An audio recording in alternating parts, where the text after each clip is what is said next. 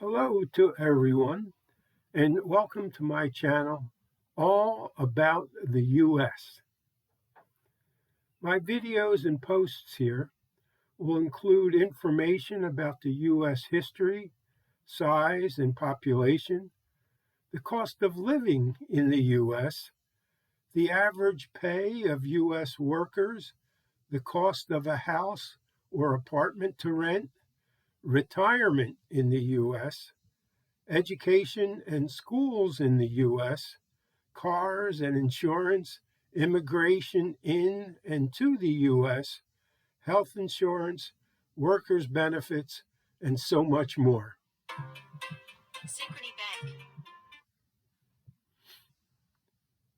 It is my pleasure to share with you, and if there is something that you would like to know, please put it in the comments here. Also, please like or give a thumbs up, and please subscribe if you like the information here. So the United States of America, commonly known as the United States or U.S., or informally America, is a democratic republic. I have provided a link for you which describes what a democratic republic is, so for now, consider the U.S. is a democracy. It began in 1776, and here is how. While indigenous people have inhabited the Americas for thousands of years, originally crossing over from Asia, beginning in the year 1607, British colonization led to the establishment of the 13 colonies in what is now the eastern United States. In the year 1776, these 13 British colonies, after arguing with the British Empire over taxation and representation for many, many years, declared their independence from England on July 4th, 1776, considered now as the birth date of the U.S. To win this freedom, this independence from the British, these colonies fought what is called the American Revolutionary War, which was fought against England. And the 13 colonies won the war and formed together, changing the name from colonies to states to become the United States of America.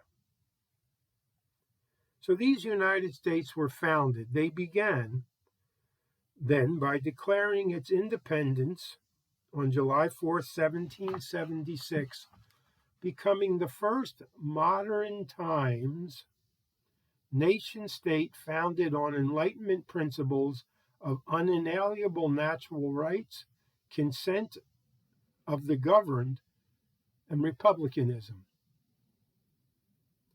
These unalienable rights are generally considered as life, liberty, and the pursuit of happiness.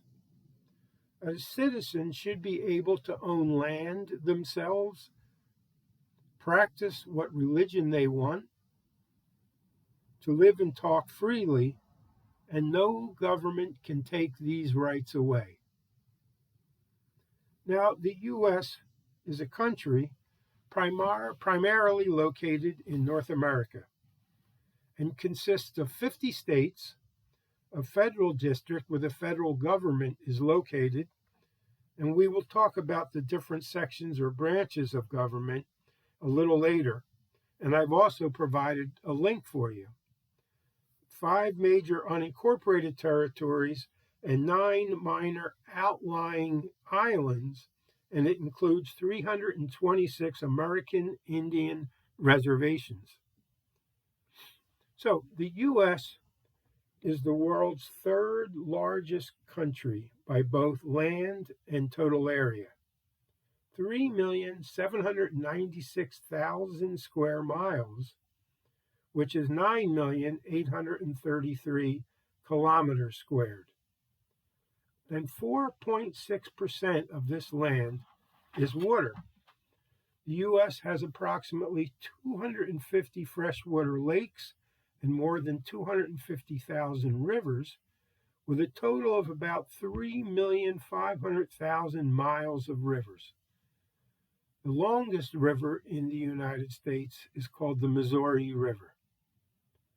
Now, the U.S. and China, depending on different ways to measure, essentially overall are about the same size. Russia is the world's largest country by size. Canada is second, and then China and the U.S. are about the same, so both are third in size. The U.S. shares land borders with Canada to its north, with Mexico to its south, and has sea borders primarily with the Bahamas, Cuba, and Russia.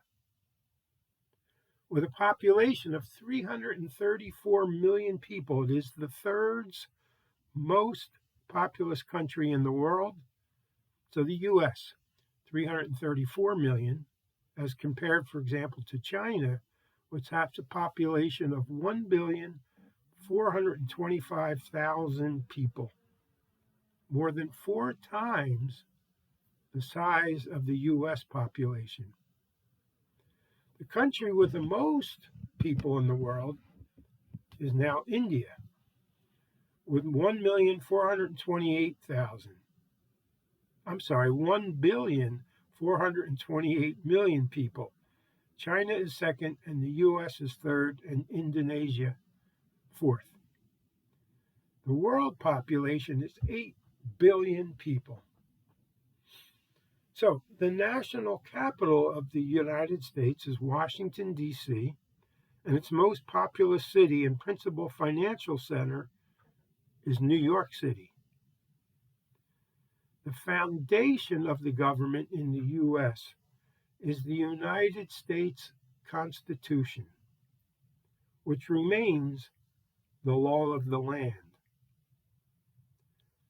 September 17th, 1787, the U.S. Constitution was written, and with the former colonies, now states, accepting the Constitution, it was agreed that the government under the U.S. Constitution would begin on March 4th, 1789.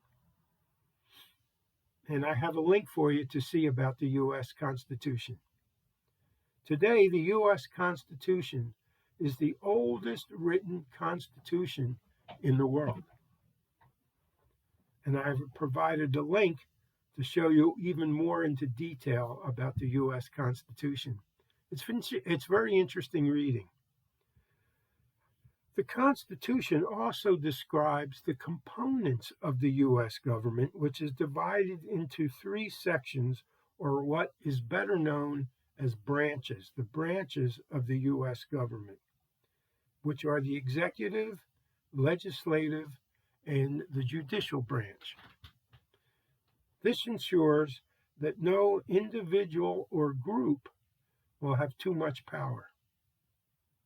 Again, I provided a link for you to see all about the 3 branches of the U.S. government. So no single branch necessarily has more power than any other branch. The President of the United States, which is part of the executive branch, does not have absolute power. The President is elected in a national vote every 4 years and cannot ever be president for more than 8 years.